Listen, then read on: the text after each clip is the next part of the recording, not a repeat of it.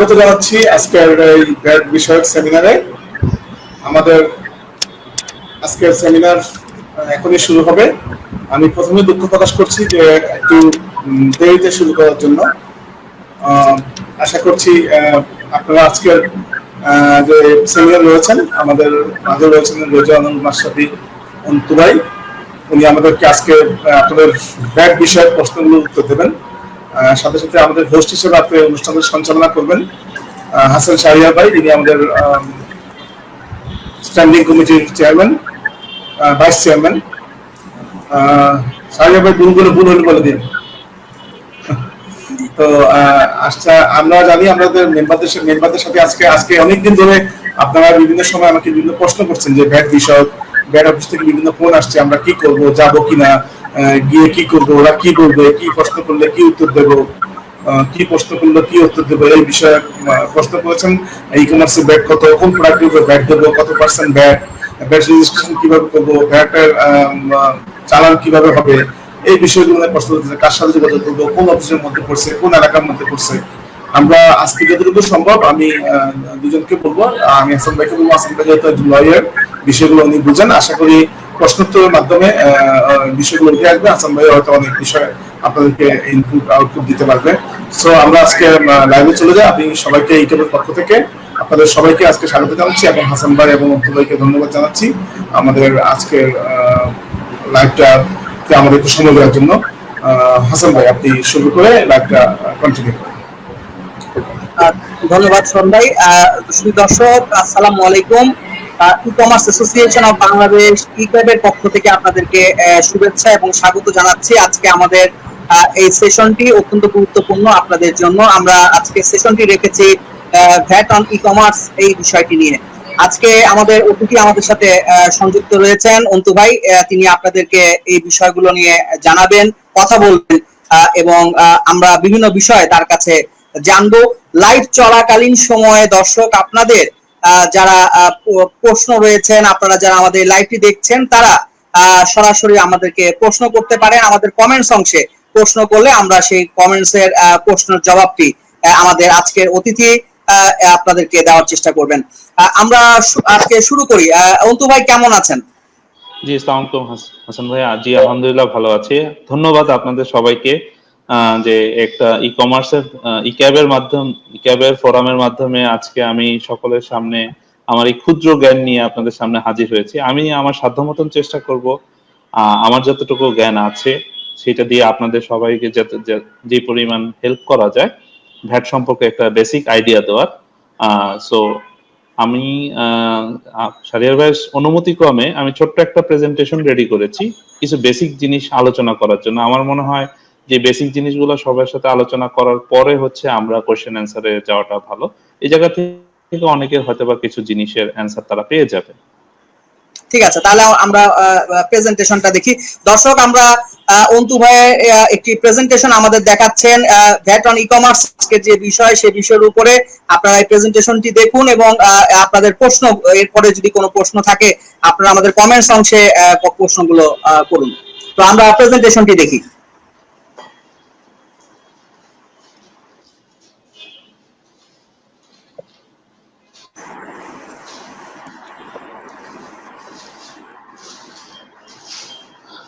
জি, দেখা যাচ্ছে আমার প্রেজেন্টেশনটি?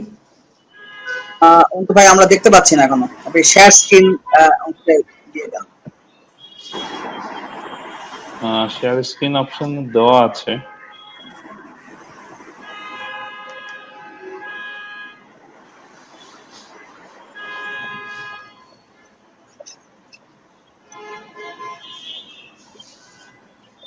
আচ্ছা,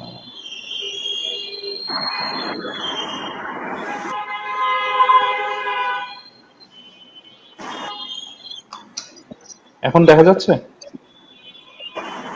না, এখন দেখতে পাচ্ছি না আমরা।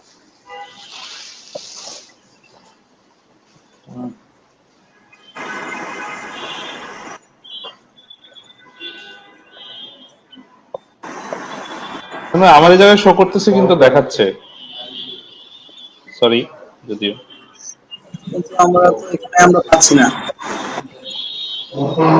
আচ্ছা লাইভে কি কেউ আছে? সে তারা দেখতে পাচ্ছে কিনা।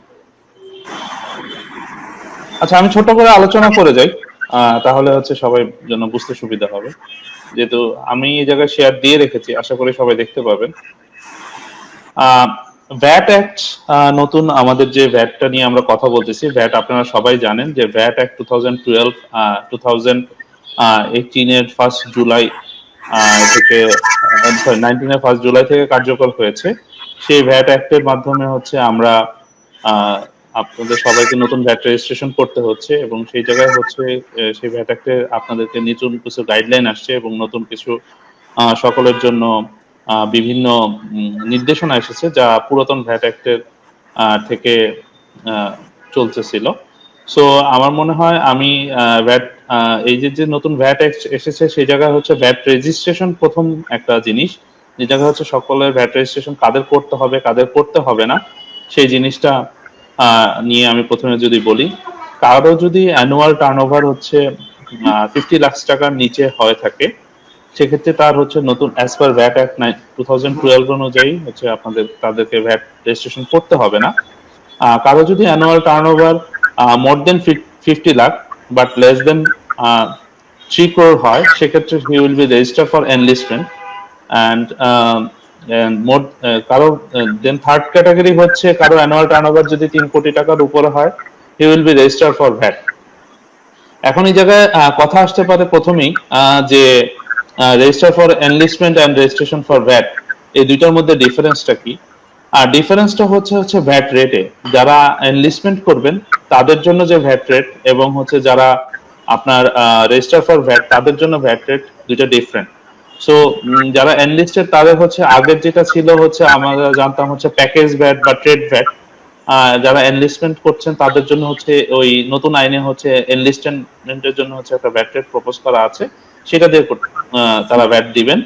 এবং যারা অ্যানুয়াল টার্নওভার মোর দেন 3 crore, তাদের জন্য হচ্ছে তারা ভ্যাট রেজিস্ট্রেশন করবেন। এবং ভ্যাটের যে নতুন ভ্যাটের যে আইন আসছে সেই জায়গায় হচ্ছে ভ্যাট রেট হচ্ছে আমরা জানি হচ্ছে 0%, 5%, 7.5%, 10%, 15%, এটা হচ্ছে তাদের জন্য ভ্যাট রেট।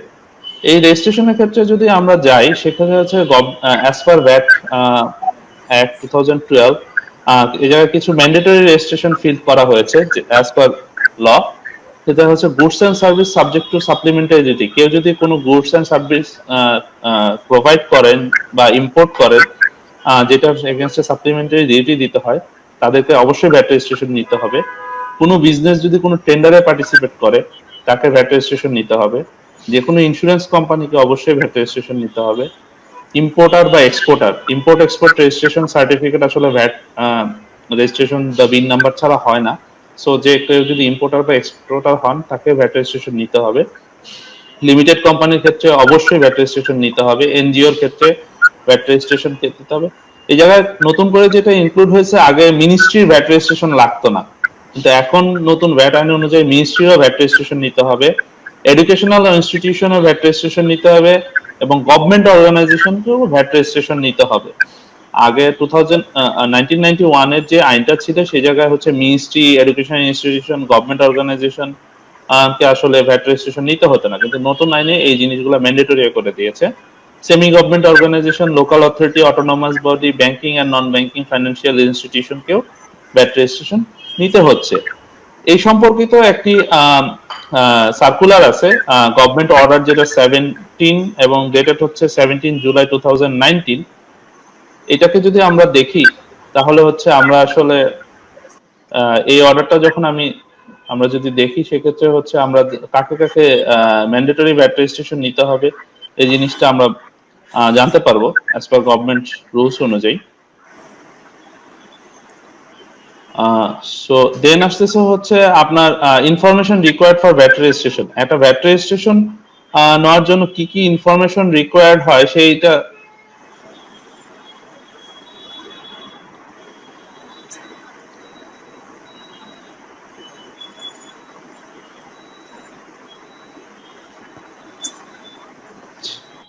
সেটাকে আমরা যদি দেখি কি কি ইনফরমেশন রিকোয়ার্ড হয়, সেটাকে আমি একটু দেখাচ্ছি। আমি একটু উইন্ডোটাকে চেঞ্জ করতেছি, কারণ এটা হচ্ছে আরেকটা উইন্ডোতে আছে।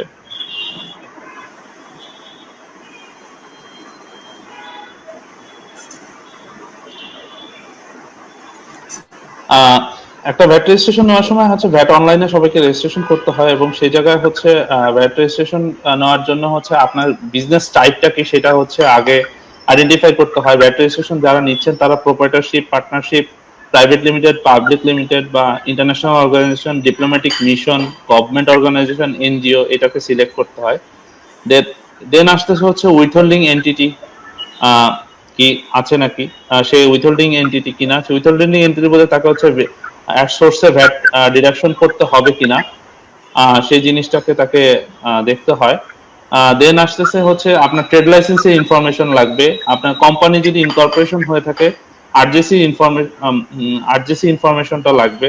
ইটিআইএন নিতে হবে ভ্যাট রেজিস্ট্রেশনের জন্য। একটা বিজনেসকে যখন আরজিসি রেজিস্ট্রেশন করেন তারপরে হচ্ছে তাকে ইটিআইএন নিতে হয়। এটা ব্যক্তির ক্ষেত্রেও, কোম্পানির ক্ষেত্রে হচ্ছে আপনার আরজিসি রেজিস্ট্রেশন নাম্বার, যে সার্টিফিকেট অফ ইনকর্পোরেশন নাম্বার দিয়ে ইটিআইএন রেজিস্ট্রেশন নিতে হয়। একজন ব্যক্তি বা প্রপার্টারশিপ বিজনেসের ক্ষেত্রে হচ্ছে ওই ব্যক্তির এনআইডি নাম্বার দিয়ে হচ্ছে আপনাকে ইটিআইএন ইনফরমেশন নিতে হয়। আপনার রেজিস্ট্রেশন টাইপটা সিলেক্ট করতে হয়। সেই রেজিস্ট্রেশন টাইপের মধ্যে হচ্ছে আমি যেটা আগেই আমার শীটে বলেছি, যে আপনাকে কোন ধরনের ভ্যাট রেজিস্ট্রেশন আপনি নিবেন সেটাকে ডিসাইড করতে হচ্ছে। কারণ হচ্ছে আপনি এনলিস্টমেন্ট নিচ্ছেন নাকি আপনি রেজিস্টার ফর ভ্যাট হচ্ছেন, এই জিনিসটা আপনি ওই জায়গায় সিলেক্ট করবেন। তারপরে হচ্ছে আপনার এনটিটি, যে এটা কি local company, foreign company, 100% joint venture, এই ধরনের ইনফরমেশন গুলো লাগে। কারোর যদি হচ্ছে বিডার পারমিশন থাকে, কোম্পানিগুলোর ক্ষেত্রে প্রজেক্ট রেজিস্ট্রেশন নিতে হয়। কেউ যদি ফরেন বিভিন্ন মেশিনারিজ বা এই ইনফরমেশন গুলো আনেন, তাদের এই ধরনের ইনফরমেশন গুলা, বিডার ইনফরমেশন গুলা দিতে হবে। আপনাকে একটা প্রজেক্টের টার্নওভার দিতে হবে, এরিয়া অফ বিজনেস আপনাকে দিতে হবে। এই জিনিসগুলো যখন আপনি দিবেন তখন হচ্ছে আপনি ভ্যাট রেজিস্ট্রেশনটা করতে পারতেছেন। আপনার এই ভ্যাট রেজিস্ট্রেশনটার উপরে ভিত্তি করে হচ্ছে আপনি যখন অনলাইনে এই জিনিসটা ফিল আপ করবেন, তখন হচ্ছে আপনাকে যেতে হবে হচ্ছে আপনাকে কোন ধরনের রেজিস্ট্রেশন আপনি করতেছেন সেটাকে আপনি করতে পারবেন। যখন আপনি রেজিস্ট্রেশনটা করলেন তখন হচ্ছে ইনফরমেশনটা ফিল আপ করার পরবর্তীতে আপনি যখন অনলাইনে অ্যাপ্লিকেশনটা করতেছেন, দেন হচ্ছে আপনাকে এই ভ্যাট রেজিস্ট্রেশনটা দেওয়া হবে। এই ভ্যাট রেজিস্ট্রেশনটা দেওয়ার পরে হচ্ছে আপনার অ্যাক্টিভিটি বা কার্যক্রম শুরু হচ্ছে। আমরা কিন্তু অন্তু ভাই স্লাইড দেখতে পাচ্ছি না। সরি, এখন দেখতে পাচ্ছেন কি? এখনো আসেনি।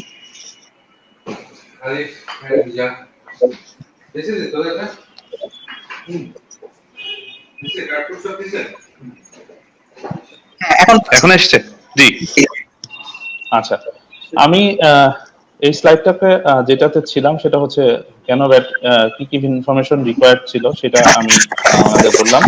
দেন আস্তে ভ্যাট রেজিস্ট্রেশনটাকে আসলে বলা হচ্ছে BIN number, business identification number. This BIN number is কেন রিকোয়ার্ড, সেই ইনফরমেশন গুলো যদি আমি শেয়ার করি, যে আপনার আগেও বলেছি আপনাকে ইম্পোর্ট এক্সপোর্ট রেজিস্ট্রেশনের ক্ষেত্রে আপনাকে বিন নাম্বারটা লাগবে। আপনি কোনো আইটেম যখন পার্সোনাল ব্যাগেজ ছাড়া এক্সপোর্ট ইম্পোর্ট করবেন তখন বিন নাম্বারের একটা প্রয়োজনীয়তা আছে। আপনি যখন কখন কোনো সাপ্লাই করবেন বা মার্কেটিং করবেন, উইথহোল্ডিং এন্টিটি বোঝাচ্ছে হচ্ছে কোম্পানি, গভর্নমেন্ট অর্গানাইজেশন বা যাদের সাথে আপনি বিজনেস করতে যান, তখন হচ্ছে আপনাকে ভ্যাট রেজিস্ট্রেশনটা চাবে। এবং আগেও বলেছি টেন্ডারে পার্টিসিপেশন করলে আপনাকে নিতে হবে।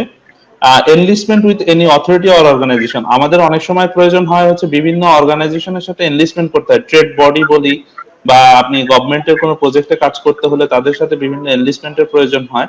সেক্ষেত্রেও আপনাকে এই ভ্যাট রেজিস্ট্রেশনটা অবশ্যই নিতে হবে।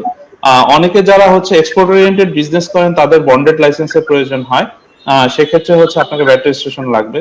আপনি যদি ব্যাংকের থেকে কোনো লোন নিতে যান, ইক্যাবের মেম্বাররা এখন বিভিন্ন ব্যাংকের সাথে আপনাদেরকে বিভিন্নভাবে এগ্রিমেন্ট হচ্ছে, তারা ইক্যাব মেম্বারদের বিভিন্ন ধরনের লোন প্রোভাইড করবেন।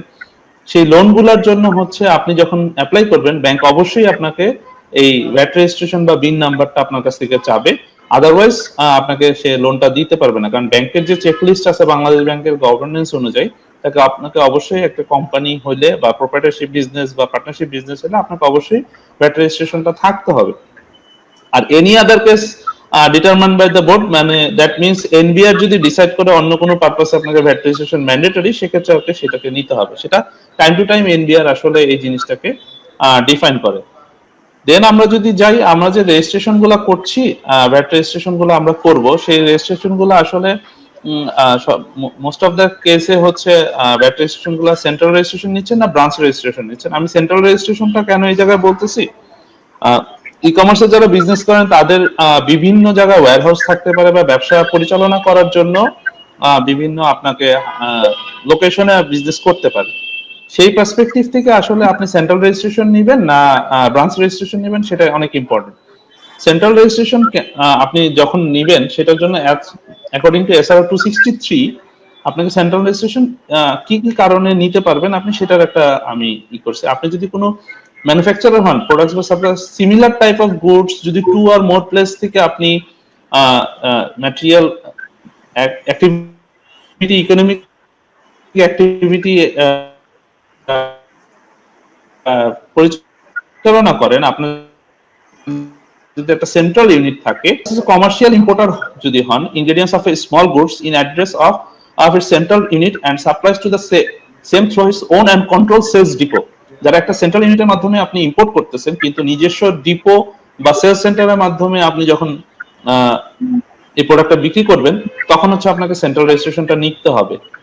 If any trader produce or collected identical and similar goods in the address of the central unit and the supply through his own and control sales depot, similar kind of আপনি যদি কারো কাছ থেকে collect করে পরবর্তীতে sales ডিপোর মাধ্যমে বা আপনার সেলস সেন্টারের মাধ্যমে যদি সেল করেন, সেক্ষেত্রে হচ্ছে আপনাকে সেন্ট্রাল রেজিস্ট্রেশন নিতে হবে। ইক্যাবের ক্ষেত্রে most of the case e-CAB মেম্বাররা আসলে এই ক্রাইটেরিয়াতে করে, কারণ তারা যেহেতু মোস্ট অফ দ্য পিপলরা নিজস্ব প্রোডাক্ট প্রডিউস করে না, তারা হচ্ছে বিভিন্নভাবে ট্রেডিং করে, সো তাদের জন্য এই জিনিসটা অ্যাপ্লিকেবল। আর একটা দেন নেক্সট ক্রাইটেরিয়া হচ্ছে if any service provider provides service to identical similar nature through their various owned and controlled branch। যদি আপনি সার্ভিস প্রোভাইডার হন, আপনার যদি ডিফারেন্ট টাইপের ব্রাঞ্চ থাকে, ডিফারেন্ট লোকেশনে ডিফারেন্ট ব্রাঞ্চ থাকে, সেক্ষেত্রে সিমিলার সার্ভিস যখন আপনি বিভিন্ন ব্রাঞ্চের থেকে দিবেন, তখন আপনি সেন্ট্রাল রেজিস্ট্রেশনটা নিতে পারবেন। আর দেন লাস্টলি হচ্ছে if any entity manufacture identical আর similar goods and supply the same at the rate of 15% through its own and control sales depot and warehouse। Last ক্লাসটা অ্যাকচুয়ালি ইক্যাবের মেম্বারদের জন্য খুব একটা প্রয়োজন না, কারণ হচ্ছে এটা হচ্ছে ম্যানুফ্যাকচারার্স দের ক্ষেত্রে প্রযোজ্য। সো আমি এই পর্বটা স্কিপ করে যাচ্ছি। দেন নেক্সট স্লাইডে যদি যাই, আমি যখন আপনাদের ডিসকাশনের প্রথমেই বলেছি যে আমাদের ভ্যাটের যে রেট, এই ভ্যাট রেট গুলো হচ্ছে ডিফারেন্ট রেটের কথা আমি বলেছি। এখন হচ্ছে ভ্যাটের আমরা রেট গুলোকে আসলে তিনটা রেটে ভাগ করে থাকি, তিনটা ক্রাইটেরিয়াতে। একটা হচ্ছে standard rate which is a 15%, reduced rate VAT rate as mentioned in third schedule. I will show afterwards the different rate in the third schedule. That was actually 5%, 7.5%, 10%. Below 15% যে রেট গুলো আছে তাদেরকে আমরা রিডিউসড রেট বলতেছি। Special rate mention in third schedule. Special rate বলতে আমাদের বোঝাচ্ছে কিছু কিছু প্রোডাক্টের ক্ষেত্রে এনবিআর স্পেসিফিক করে দিয়েছে যে ভ্যাটের কোনো স্পেসিফিক পার্সেন্টেজ নাই, কোয়ান্টিটির উপরে বেসিস করে হচ্ছে স্পেসিফিক অ্যামাউন্টের ভ্যাট তাকে দিতে হবে সেই সার্ভিস বা ইসের ভ্যালুর উপরে। সেক্ষেত্রে হচ্ছে স্পেশাল রেটটা বলা হচ্ছে। এই ক্ষেত্রে কোনো স্পেসিফিক পার্সেন্টেজ নাই, এই জায়গায় পার ইউনিট প্রতি এত টাকা ভ্যাট তাকে দিতে হবে, এই ধরনের একটা সার্কুলার দেওয়া আছে। কটনের ক্ষেত্রে যদি আছে এরকম একটা পার কেজিতে তাকে 3 টাকার হারে ভ্যাট দিতে হবে, that is a special rate. আপনার অনেক ক্ষেত্রে আমরা জানি রডের ক্ষেত্রে আছে ট্রাঙ্কেটেড রেটে, আপনি 1 টন রড কিনলে আপনাকে ভ্যাট দিতে হবে একটা নির্দিষ্ট amount, that is a special rate. এই যে কোনো পার্সেন্টেজ নাই, কিন্তু এই জায়গায় স্পেসিফিক রেট দেওয়া আছে ওই স্পেসিফিক প্রোডাক্টের ক্ষেত্রে। এই জিনিসটা আসলে কনসেপ্টটা ছিল আগে যেটা আমরা ট্যারিফ ভ্যালু বলতাম, এই ট্যারিফ জিনিসটা এখন যেহেতু নতুন as per new VAT act 2012 এর ট্যারিফ জিনিসটা নেই, যেহেতু ওই ধরনের বিজনেস গুলোকে ফ্যাসিলিটেট করার জন্য আসলে গভর্নমেন্ট এই স্পেশাল রেটটা রেখেছেন। দেন আসতেছি হচ্ছে আমরা ভ্যাট রিবেট। রিবেটের কথাটা অনেক ইম্পর্টেন্ট, কারণ অনেক ধরনের কোশ্চেন আসে আমি কি ভ্যাটের রিবেট নিতে পারবো কি পারবো না। আপনাকে ভ্যাট রিবেট নেওয়ার জন্য যেই মেইন 3টা কন্ডিশন আসলে ফিল আপ করতে হবে, সেটা হচ্ছে VAT rebate is allowable if output VAT is 15%। আপনি যদি 15% হারে ভ্যাট দেন, সেক্ষেত্রে হচ্ছে আপনি পারচেজের উপরে যে ভ্যাটটা দিয়ে আসছেন সেটা রিবেট নিতে পারবেন। আপনি যদি in case of reduced VAT rate under third schedule, if the company pays 15%, then take the VAT rebate. আপনি যদি রিডিউস রেটে ভ্যাট দেওয়ার জন্য এন্টাইটেল, তারপরে যদি আপনি ডিসাইড করেন যে না আমি রিডিউস রেটে ভ্যাট না দিয়ে আমি 15% হারে ভ্যাট দিব, তখন হচ্ছে আপনি পারচেজের উপর থেকে পারচেজের থেকে আপনি যে ভ্যাটটা দিয়ে আসছেন সেটা আপনি রিবেট নিতে পারবেন। VAT rebate is not allowed if the output VAT is less than 15%. 15% এর নিচে যদি কারো VAT রেট হয়, সেক্ষেত্রে হচ্ছে VAT রিবেটের জন্য আপনি অ্যালাউড হবেন না। এটা হচ্ছে গভর্নমেন্ট রুলস। এখন ই কমার্সের ক্ষেত্রে যেটা আমরা জানি যে মোস্ট অফ দ্য অনলাইন বিজনেসের ক্ষেত্রে গভর্নমেন্ট একটা আলাদা ক্রাইটেরিয়া করে দিয়েছেন, 5% হারে ভ্যাট দিতে হবে। এটা একটা ব্যাখ্যাও আছে, আমি সেই জিনিসটা পরে আসবো। সো ই ক্যাবের মেম্বাররা যারা 5% হারে ভ্যাট দিচ্ছেন অ্যাকচুয়ালি বা দিতে চান, তাদের জন্য এই ভ্যাট রিবেট জিনিসটা অ্যাপ্লিকেবল না। দেন আসছে ভ্যাট অন এক্সপোর্ট। আপনি যদি যে কোনো ধরনের সার্ভিস প্রোভাইডার হন, আপনি যদি বা যে কোনো গুডস আপনি সেল করেন, এটা আপনি যদি এক্সপোর্ট করেন, আমরা জানি যে এক্সপোর্টের উপরে ভ্যাট রেট 0%। এন্ড আরেকটা জিনিস, নতুন ভ্যাট আইনে যেটা আসছে, আগে আমরা সবাই জানতাম একটা ভ্যাট কারেন্ট অ্যাকাউন্ট ছিল, এখন কোনো ভ্যাট কারেন্ট অ্যাকাউন্ট নাই, অ্যাডভান্স ভ্যাট পেমেন্টের কোনো ব্যাপার নাই। আপনি যখন ভ্যাট রিটার্ন সাবমিশন করবেন, তখন হচ্ছে আপনাকে রিটার্নের সাথে ভ্যাটটা পেমেন্ট করে দিতে হবে, ক্যালকুলেশন করে আপনার যে ভ্যাটটা আসবে সেটাকে পেমেন্ট করতে হবে। দেন আসতেছে হচ্ছে withholding entity. VAT withholding entity কারা? এই জায়গায় যদি আমরা আসি, VAT withholding entity as per VAT law হচ্ছে ministry, division or department, government organisation, local authority, autonomous body, semi government organisation, NGO, bureau, limited company, branch অথবা লিয়াজো অফিস। 2019 এর যে প্রথমে যখন ভ্যাট একটা এসেছিল, তখন হচ্ছে শুধু লিমিটেড কোম্পানি ছিল, ব্রাঞ্চ এবং লিয়াজো অফিস এতদিন উইথহোল্ডিং এন্টিটি ছিল না। বাট লাস্ট বাজেটে যখন ফাইন্যান্স বিল পাস হয়েছে, তখন ব্রাঞ্চ এবং লিয়াজো অফিসকেও উইথহোল্ডিং এন্টিটি হিসাবে ইনক্লুড করা হয়েছে, as well as educational institution was included as a withholding entity. So এই ধরনের কাউকে যদি কেউ সাপ্লাই করে, তাকে অবশ্যই ভ্যাট, কারো কাছে সাপ্লাই করে বা সাপ্লাই গ্রহণ করে, সে অবশ্যই সে যে সাপ্লাইটা রিসিভ করলো, পেমেন্ট করার সময় তাকে ভ্যাটটা ডিডাকশন করতে হবে।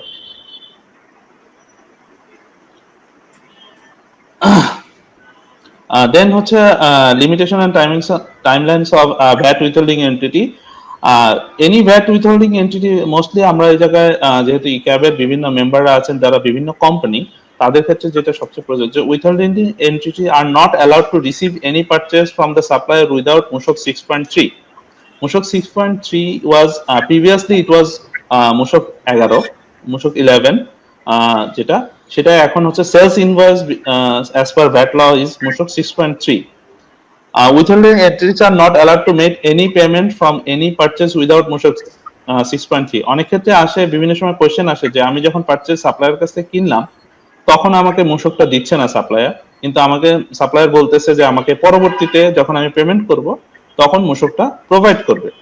এটা অনেক ক্ষেত্রে হয়। সেক্ষেত্রে যেটা ভ্যাট আইনে বলা আছে যে আপনি পারচেজ করছেন, কিন্তু পেমেন্ট করার আগে অবশ্যই আপনাকে কনফার্ম করতে হবে যে ইউ রিসিভ মূসক 6.3 from your supplier or vendor, otherwise আপনি এই পারচেজের পেমেন্টটা করতে পারবেন না। যদি করেন, সেক্ষেত্রে হচ্ছে আপনাকে পেনাল্টি দিতে হবে।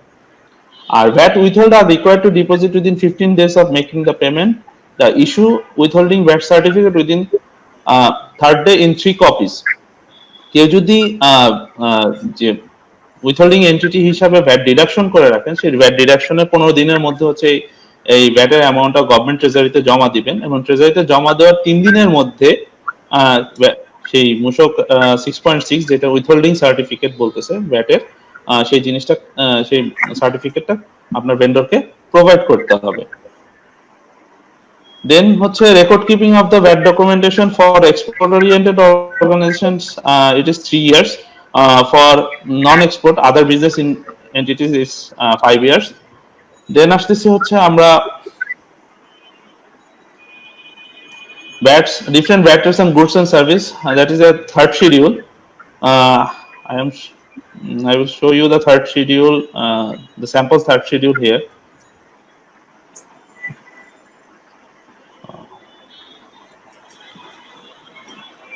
Let me open the third schedule. এবং দর্শক যারা আমাদের এই অনুষ্ঠানটা এখন দেখছেন, আপনারা কিন্তু কমেন্টসে আপনাদের প্রশ্ন করতে পারেন। প্রশ্ন আমরা পেয়েছি কয়েক কিছু, আপনারা প্রশ্ন করতে পারেন। আপনাদের যে বিষয়গুলো আপনারা জানতে চান, আমরা কিন্তু সেটার জবাব দেওয়ার চেষ্টা করব আপনাদের ভ্যাট রিলেটেড যে আজকে আমাদের আলোচনা।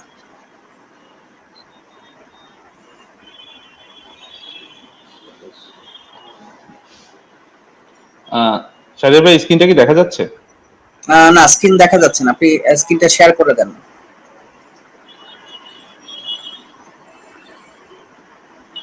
শেয়ার দিয়েছি, তারপরও আসছে।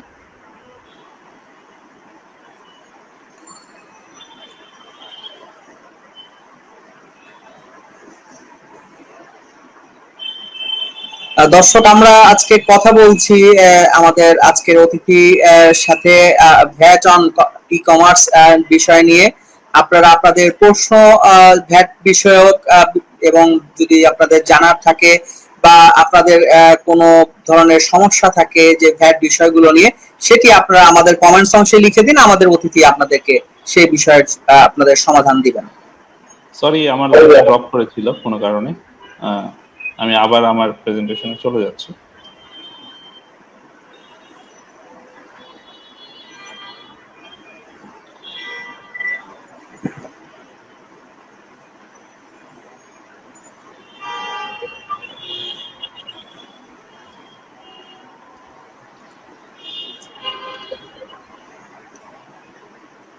এবং অন্তত আমরা একটা প্রশ্ন পেয়েছি, একজন দর্শক বলেছেন যে গ্রোসারি প্রোডাক্ট অনলাইনে সেলের জন্য কত পার্সেন্ট ভ্যাট দিতে হবে? একটি প্রশ্ন চলে। আচ্ছা, গ্রোসারি প্রোডাক্ট অনলাইনে সেলের জন্য হচ্ছে সে যদি অনলাইন ভ্যাট রেজিস্ট্রেশন নিয়ে থাকে তাকে 5% ভ্যাট দিতে হবে। এই জিনিসটাকে আমি একটু ডিটেল আলাপ করব, যেহেতু ই কমার্সের জন্য আলাদা একটা ডাইরেক্টিভ আছে। সো আমি যে জায়গায় ছিলাম, থার্ড শিডিউল আমি বলতেছিলাম। শাহরিয়ার ভাই, দেখা যাচ্ছে? জি, এখন দেখা যাচ্ছে। ওকে, এই জায়গায় হচ্ছে মূল আপনার যে ভ্যাটের, আমি একটা বইয়ের হেল্প নিয়েছি এক্ষেত্রে, ব্যবসায় ভ্যাট আইন এবং প্রয়োগ, মশিউর রহমান, তারেক হাসান এবং বদিউজ্জামান মুন্সি এবং আব্দুল্লাহ আরমানের লেখা। আমি সেই বইটা থেকে আপনাদেরকে দেখাচ্ছি। এটা আপনারা যে কেউ ফাইন্যান্স অ্যাক্ট দেখতে পাবেন। এই যে থার্ড শিডিউলটাতে দেখেন আপনি হচ্ছে যত ধরনের প্রোডাক্ট এবং সার্ভিস আছে, এই জায়গায় অনেক বড় একটা schedule, that is a 15 page schedule. I will not go through this whole schedule. এই জায়গায় কোন আইটেমের ভ্যাট রেট কত সেটা দেওয়া আছে। সো আমি যেহেতু আজকে আমরা ই ক্যাবের জিনিসগুলো নিয়ে আলোচনা করতেছি, আমার মনে হয় আমি সরাসরি অনলাইন বিজনেসের ক্ষেত্রে যে ভ্যাট রেটটা থার্ড শিডিউলে আছে সেটাতে চলে যাই, সেটা সকলের জন্য সুবিধা হবে। এই যে দেখেন আপনাকে সব, এটা হচ্ছে মূসক আরোগ্য সেবা। অনলাইন বিজনেসটাকে একটা সেবা হিসেবে আইডেন্টিফাই করা হচ্ছে এবং অনলাইন পণ্য বিক্রয় 5% হারে মূল্য সংযোজন কর প্রদান করা হবে। এছাড়া কেউ যদি তথ্য প্রযুক্তি নির্ভর সেবা প্রদান করে থাকেন তাহলে তাকেও 5% হারে ভ্যাট দিতে হবে। এই থার্ড শিডিউলটা অনলাইনে এবং বিভিন্ন বইতে অ্যাভেলেবেল আছে, আপনারা যে কেউ চাইলে এটা দেখে নিতে পারেন। দেন আমি আরেকটা ইম্পর্টেন্ট ইস্যুতে চলে যাচ্ছি, হচ্ছে VDS, VAT deducted at source. এই জায়গায় ইস্যুটা হচ্ছে, আমি ভিডিএস এটার অনেক ইম্পর্টেন্ট একটা ইস্যু, কারণ হচ্ছে আমাদের জন্য যেটা বলা হয়েছে যে আপনি উইথহোল্ডিং এন্টিটি হলে আপনাকে অবশ্যই ভ্যাট ডিডাকশন করতে হবে। Specific list of service of VDS has been introduced. কার কার কাছ থেকে আপনাকে ভ্যাট, কোন কোন সার্ভিস থেকে আপনাকে ভ্যাট কাটতে হবে সেটাকে আপনাকে ইনক্লুড করা হচ্ছে। সাম নন স্ট্যান্ডার্ডেড সার্ভিস আর রিমুভ ফ্রম ভিডিএস রিকোয়ারমেন্ট। আগে যেটা ভিডিএস আইনে বলা ছিল যে 15% এর নিচে যত ধরনের আপনি প্রোডাক্ট ও সার্ভিস নিবেন, পারচেজ করবেন, সকলের ক্ষেত্রে ভিডিএস অ্যাপ্লিকেবল। কিন্তু এই বছর যে চেঞ্জটা এসেছে সে জায়গায় কিছু নন স্ট্যান্ডার্ড রেটেড সার্ভিসের ক্ষেত্রে ভিডিএসটাকে রিমুভ করা হয়েছে। Purchase of goods on third schedule with a less than 15% remain under the scope of deduction of VAT deduction at source. Third শিডিউলে অনেক ক্ষেত্রে 15% রেট থাকার পরবর্তীতেও নতুন যে এসআর 143 তে এসেছে, সেখানে আপনাকে ভ্যাট ডিডাকশন করতে বলা হচ্ছে। আমি আমার পরের স্লাইডটাতে গেলে দেখতে পারবেন, দেখেন আপনাকে 15% রেটে সার্ভিস পরেও আপনাকে ভ্যাট ডিডাকশন করতে হবে। এই জায়গায় লিস্টে একটা সার্ভিস আছে, আমি কিছু বলছি আপনাদের। AC hotel, restaurant, decorator, advertising firm, survey, plant and machineries rental, courier service, consultancy service, audit and accounting service, television, legal service, এই জিনিসগুলোতে আসবে। দেন আসতেছে হচ্ছে rent a car, architecture, those are the list is 24 item is there. Then আসতেছে হচ্ছে 10% rate. আপনারা বিভিন্ন ধরনের সার্ভিস বিভিন্ন সময় মোটর গ্যারেজ, ওয়ার্কশপ থেকে নিয়ে থাকেন, printing press, dockyard, auction firm, repair and maintenance service, security service, transport contractor, broadcast, board meeting participation. অনেকে যখন বোর্ড মিটিং এ প্রেজেন্ট থাকেন তাদের যে ফিটা প্রদান করা হয় তাদের উপর থেকে দিতে। ক্লিনিং এন্ড মেইনটেনেন্স সার্ভিস থেকে হচ্ছে ভ্যাট করতে হবে। 10% যেটা পরবর্তীতে থার্ড শিডিউলে ছিল, যে 10% রেট ছিল, যে that was required to deduct VAT, but এখন এটাকে আবার এলিমিনেট করা হয়েছে as per 30 June, 1 July finance বিলের মাধ্যমে। Automatic laundry, cinema hall, studio cinema hall, cinema distributor, air condition launch service, automatic and sawmill, sports organization, tailoring shop, and social and sporting club. দেন আসতেছে হচ্ছে 7.5% rate. আমি আইটেমগুলো এখন আর এভাবে গো থ্রু করছি না, আমি পরবর্তীতে আপনাদের এই রিলেটেড এসআরওটা সকলের সাথে শেয়ার করে দিব যাতে আপনারা সহজে দেখে নিতে পারেন।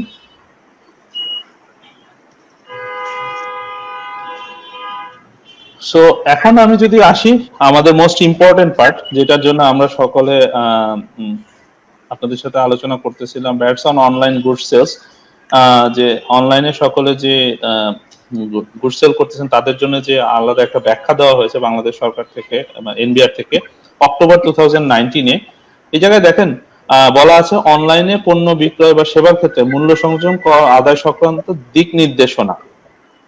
সো এই দিক নির্দেশনাটা যেটা বলা আছে, যারা অনলাইনে প্রোডাক্ট সেল করবেন তাদেরকে থার্ড শিডিউল অনুযায়ী 5% হারে ভ্যাট প্রদান করতে হবে। কিন্তু এই জায়গায় দেখেন তাদের বিজনেস প্রসেস তারা পর্যালোচনা করে দেখা যায় যে এই ধরনের সেবা প্রদানকারী প্রতিষ্ঠান সমূহ উৎস হতে করযোগ্য এবং কর অব্যাহতিপ্রাপ্ত উভয় ধরনের পণ্য সংগ্রহ করে, যাহা মূলত একটি বিক্রয়ের মাধ্যম বা সেলস চ্যানেল হিসাবে কাজ করে এবং গ্রাহক পর্যায়ে পৌঁছে দেয়। এটার অর্থটা হচ্ছে আপনারা যারা অনলাইনে সেল করতেছেন বিভিন্ন প্রোডাক্ট, তাদের যে পারচেজ করেন তারা, সেটা সেই পারচেজের এগেইনস্টে কিছু আইটেম আছে ভ্যাটেবল এবং কিছু আইটেম আছে ভ্যাটেবল না। ধরেন কেউ যদি গ্রোসারি বিজনেস করেন, ধরেন চাল, ডাল, শাকসবজি কিনতেছেন, এগুলো ভ্যাট আইনের ফার্স্ট শিডিউল অনুযায়ী ভ্যাট এক্সেম্পটেড আইটেম। কিন্তু আপনি যদি তেল, লবণ বা স্টেশনারি আইটেম যদি পারচেজ করে সেল করেন, এগুলো হচ্ছে ভ্যাটেবল আইটেম। সো এগুলোর উপরে ভ্যাট, কিছু আইটেম আপনাদের এই জায়গায় ভ্যাট প্রযোজ্য এবং কিছু আইটেম ভ্যাট এক্সেম্পটেড। কিন্তু যদিও ভ্যাট প্রযোজ্য এবং ভ্যাট এক্সেম্পটেড যে বিভিন্ন ধরনের কম্বিনেশনে আপনি জিনিসটাকে বিক্রি করতেছেন, সো আপনাদের এই জায়গায় যখন পণ্যটা সরবরাহ করবেন আপনাদের একটা কমিশন ফি বা সার্ভিস চার্জ আছে, সেইটার উপরে হচ্ছে ভ্যাটটা আদায় করতে হবে। এক্ষেত্রে যেটা বলা আছে আপনাকে যেটা করতে হবে, এক্ষেত্রে কর পরিশোধের প্রমাণ হিসাবে মূসক চালান বা ট্রেজারি চালানের কপি অনলাইনে পণ্য বিক্রয়কারী প্রতিষ্ঠানের নিকট দখল থাকতে হবে। যেটা আমি আপনাদের প্রথমেই বলেছি, যে কোনো পারচেজকে করতে হলে বা আপনি পেমেন্ট করতে হলে আপনাকে অবশ্যই মূসক 6.3 দ্বারা পারচেজ করতে হবে। আপনি যখন মূসক 6.3 দ্বারা কিনবেন তখন হচ্ছে আপনি এটাকে কিনবেন এবং এটাকে আপনাকে সংরক্ষণ করতে হবে। অনেক ক্ষেত্রে কথা আসবে যে আমাদের তো মূসক চালান অনেক ক্ষেত্রে আমরা পাই না।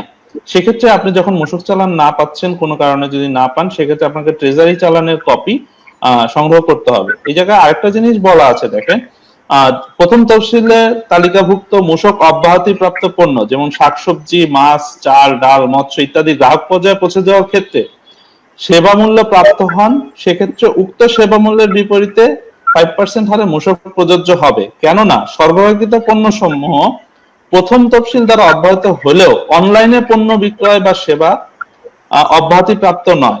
সো যেহেতু অনলাইনে পণ্য বিক্রয় যেটা সেটা অব্যাহতি প্রাপ্ত নয়, সেজন্য হচ্ছে সকলকে 5% হারে ভ্যাট প্রদান করতে হবে। এবং এই যে ভ্যাটটা প্রদান করবেন সেটা হচ্ছে এই জায়গায় কিন্তু বলতেছে যে আপনার যে অংশ, আপনি যে প্রফিট করতেছেন সেই প্রফিটের অংশের উপরে আপনাকে 5% আপনি ভ্যাট প্রদান করবেন।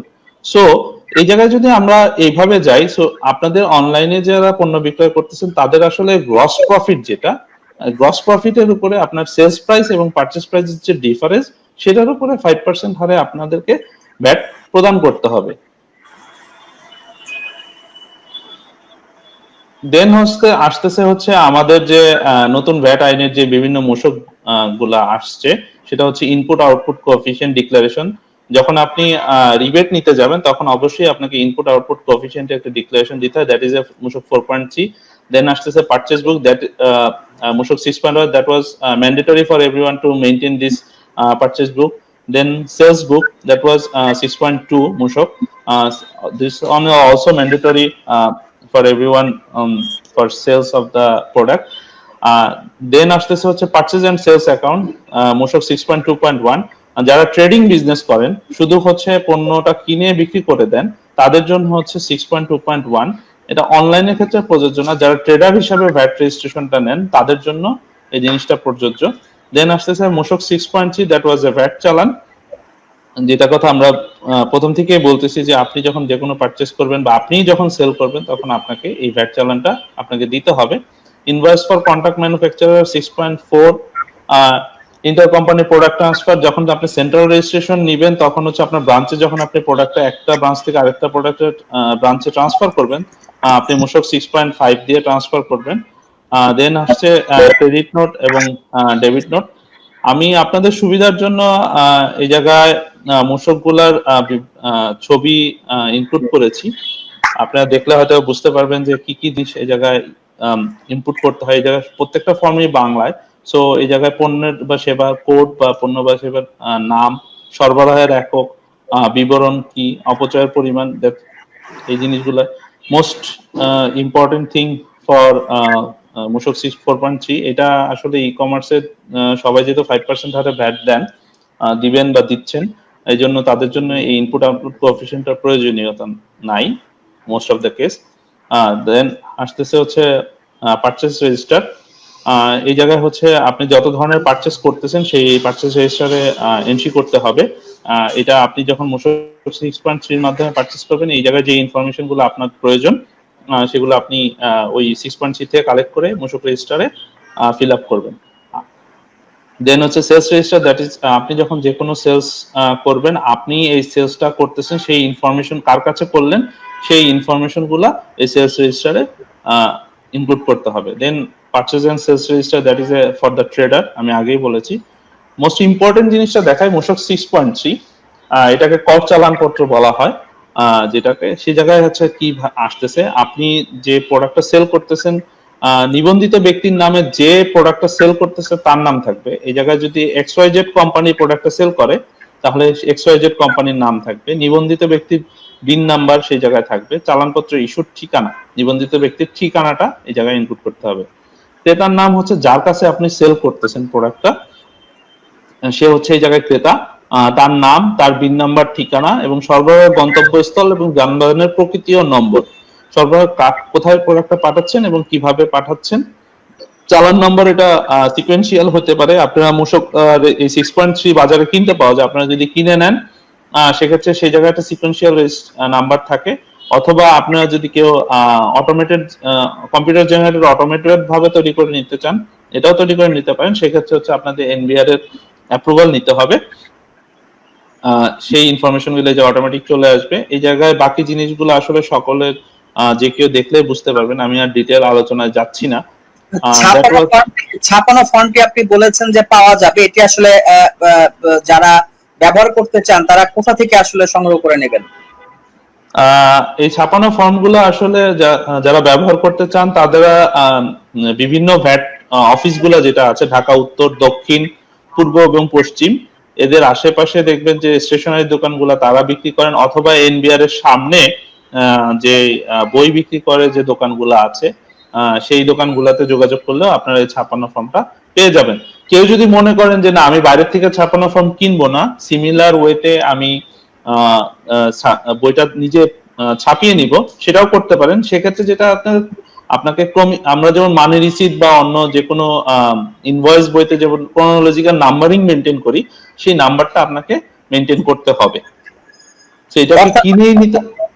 অর্থাৎ দর্শক, আপনারা ভ্যাট রিলেটেড যে চালান রয়েছে বা ভ্যাট রিলেটেড যে সমস্ত ফর্ম গুলো রয়েছে সেগুলো আপনারা ভ্যাট অফিসের সামনে অবস্থিত যে দোকানগুলো থাকে সেখান থেকে, অথবা জাতীয় রাজস্ব বোর্ড যেটি আমাদের সেগুন বাগিচায় অবস্থিত কাকরাইলে, সে জাতীয় রাজস্ব বোর্ডের সামনে থেকে এই হচ্ছে। তারপরে হচ্ছে কেউ যদি আপনাদের এই জায়গায় বলতেছিলাম আমরা ব্রাঞ্চ সেন্ট্রাল রেজিস্ট্রেশন এবং ব্রাঞ্চ রেজিস্ট্রেশন যেটা বলছিলাম আমি, কেউ যদি সেন্ট্রাল রেজিস্ট্রেশন নিয়ে থাকেন তখন যখন একটা ব্রাঞ্চ থেকে সেন্ট্রাল ওয়্যার হাউস থেকে আপনি অন্য একটা ওয়্যার হাউসে একটা প্রোডাক্ট ট্রান্সফার করবেন, সেক্ষেত্রে আপনাকে মূসক 6.5 ইউজ করতে হবে। দ্যাট ওয়াজ মূসক 6.5 এর ফরম্যাট। এন্ড ক্রেডিট নোট এবং ডেবিট নোট, এটা হচ্ছে সেলস রিটার্ন এবং পারচেজ রিটার্ন। আপনার সেলস রিটার্নের জন্য ক্রেডিট নোট ইস্যু করতে হয় এবং পারচেজ রিটার্নের জন্য ডেবিট নোট ইস্যু করতে হয়। না হলে হচ্ছে আপনাকে ভ্যাটের যে রেজিস্টার আমি আগে দেখেছি, পারচেজ রেজিস্টার এবং সেলস রেজিস্টার, আপনার প্রোডাক্টটা যখন ফেরত আসলো বা আপনি যখন কাউকে ফেরত দিলেন, ওই কোয়ান্টিটিটা আপনাকে আপনার রেজিস্টার থেকে মাইনাস করতে হবে বা বাদ দিতে হবে। সেই জন্য আপনাকে এই দুইটা ফর্ম ইউজ করতে হবে। আমার প্রেজেন্টেশনের অংশ আমার মনে হয় এই জায়গায় আমি ক্লোজ করতেছি প্রেজেন্টেশনের অংশটা, কারণ আমি এখন যদি কারো কোনো কোশ্চেন থাকে সেই কোশ্চেন গুলো নিয়ে কথা বলতে চাই, কারণ আমরা দর্শকদের কিছু প্রশ্ন পেয়েছি, আমি সেই প্রশ্নগুলোতে যাব। তবে তার আগে কিছু বিষয় আমরা যেটা আসলে সাধারণ যারা নতুন উদ্যোক্তা এসছেন তারা অনেক জিনিস আছেন যে হয়তো নতুন এসছেন, অনেকে তারা বুঝবেন না, সেই কারণে আমরা কিছু বিষয় নিয়ে সাধারণ বেসিক কিছু বিষয়ও আমরা একসাথে আলোচনা করতে চাই। যে আসলে অনেকে আমরা ভ্যাট বলে থাকি, কিন্তু আসলে ভ্যাটটা কি এটি আসলে অনেকে বুঝেন না, বা ভ্যাটটা কেন দিতে হবে এবং ভ্যাটটা আসলে কারা দিবে, বা ভ্যাটের এই বিষয়টি যদি আপনি একটু সংক্ষেপে বলেন। আচ্ছা, এই জায়গায় ভ্যাট বলতে বোঝাচ্ছে হচ্ছে value added tax. Value added ট্যাক্সের যদি আমি জেনারেল কনসেপ্টটা একদম ভাবে বুঝি, আপনি একটা যখন প্রোডাক্ট তৈরি করলেন বা আপনি যখন একটা প্রোডাক্ট বা সার্ভিস পারচেজ করতেছেন, সেটার উপরে আপনার কিছু ভ্যালু এডিশন আছে, আপনি কিছু ভ্যালু এডিশন অ্যাড করতেছেন। সেটা হচ্ছে আপনার প্রসেসিং ফর্মেই হোক বা আপনার প্রফিট অ্যাড করেই হোক, আপনার যে পোর্শনটা আপনি ভ্যালু হিসাবে অ্যাড করছেন, সেই ভ্যালুয়েশন যে আপনার যে এডিশন, সেই এডিশনের উপরে আপনি গভর্নমেন্টকে একটা প্রপোর্শনেট ডাইরেক্ট ট্যাক্স বলি আমরা, ভ্যাটটাকে আমরা বলি হচ্ছে direct tax. Income tax is a indirect tax. So এটা হচ্ছে কনজিউমারের কাছ থেকে, যে আলটিমেট কনজিউমার, তার কাছ থেকে গভর্নমেন্ট ভ্যালু অ্যাডেড ট্যাক্স হিসাবে এটা আদায় করবেন। কিন্তু এই জায়গায় যে প্রতিষ্ঠান বা ব্যক্তির মাধ্যমে আপনি প্রোডাক্ট বা সার্ভিসটা নিচ্ছেন, তার উপরে গভর্নমেন্ট দায়িত্ব দিয়েছেন যে আপনি আমার পক্ষ হয়ে এই ভ্যাটটা আদায় করবেন, আদায় করে গভর্নমেন্ট ট্রেজারিতে জমা দিবেন। এখন এই জায়গায় কথা আসতে পারে যে গভর্নমেন্টের ভ্যাট গভর্নমেন্ট আদায় করতেছে না, আমি কেন আদায় করব?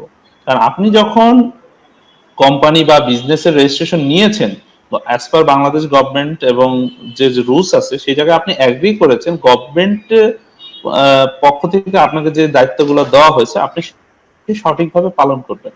সো এই জন্য আপনি থেকে আদায় করে গভর্নমেন্ট ট্রেজারিতে জমা দিবেন। সো ভ্যালু অ্যাডেড ভ্যাট হচ্ছে ভ্যালু অ্যাডেড ট্যাক্স। আপনি যে ব্যক্তি বা প্রতিষ্ঠান হিসেবে যে ভ্যালু এডিশন করতেছেন, সেটার উপরে যে অংশটা গভর্নমেন্টকে আপনি প্রোভাইড করতেছেন, দ্যাট ইজ এ ভ্যাট। এবার আমরা একটু আসি যে নতুন একজন উদ্যোক্তা যখন ই বিনটি নেবেন, সেই আমরা বোধহয় আমাদের অতিথির সংযোগে একটু কারিগরি ত্রুটি আমরা পেয়েছি। দর্শক, আপনারা আপনাদের প্রশ্নগুলো আমাদের আপনাদের প্রশ্নের জবাবগুলো আমরা দেওয়ার চেষ্টা করব। আমাদের অতিথির সাথে আমরা সংযুক্ত হয়েছি।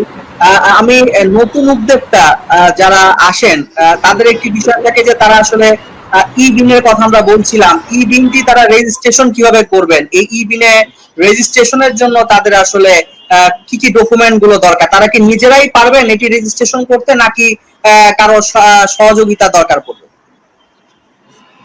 ইবিন রেজিস্ট্রেশন করার জন্য আপনি যদি যে ডকুমেন্ট গুলা লাগবে বা লাগবে সেগুলা ব্যাট অনলাইনের যে ওয়েবসাইট আছে সেই জায়গায় দেওয়া আছে। আপনারা কেউ যদি ব্যাট অনলাইন ওয়েবসাইটে লগ ইন করে আপনারা যদি দেখেন, সেক্ষেত্রে ওই জায়গা থেকে আপনারা নিজেরাই রেজিস্ট্রেশন করবেন। আমি সকলের সুবিধার্থে ওয়েবসাইট অ্যাড্রেসটা বলে দিচ্ছি, bat.gov.bd, that is the website address. First অন্য যে কোনো ওয়েবসাইটের মতন আপনাকে এই জায়গায় প্রথমে একটা ইউজার অ্যাকাউন্ট রেজিস্ট্রেশন করতে হবে। ইউজার অ্যাকাউন্ট রেজিস্ট্রেশন করার জন্য আপনার প্রিরিকুইজিট হচ্ছে আপনার একটা valid email address, preferably Gmail আর ইয়াহু, এবং একটি ফোন নাম্বার লাগবে। আমাদের ইটিআইএন রেজিস্ট্রেশনের ক্ষেত্রে যেরকম ভাবে আমরা একটা ফোন নাম্বার এবং ইমেল অ্যাড্রেসের মাধ্যমে একটা ইউজার অ্যাকাউন্ট তৈরি করি, এই জায়গাও সিমিলার ওয়েতে আপনাকে একটা ইউজার অ্যাকাউন্ট তৈরি করতে হবে। যখন আপনি ইউজার অ্যাকাউন্ট তৈরি করবেন, দেন আপনি ওই জায়গা থেকে VAT registration form, that is মুশক, এটা সিলেক্ট করলে দেখতে পারবেন যে ওই জায়গায় আপনাকে ডকুমেন্ট চেকলিস্ট দেওয়া আছে কি কি লাগবে, এবং সেই অনুযায়ী ইনফরমেশন গুলো ফিল আপ করে যখন আপনি এটাকে সাবমিট দিবেন,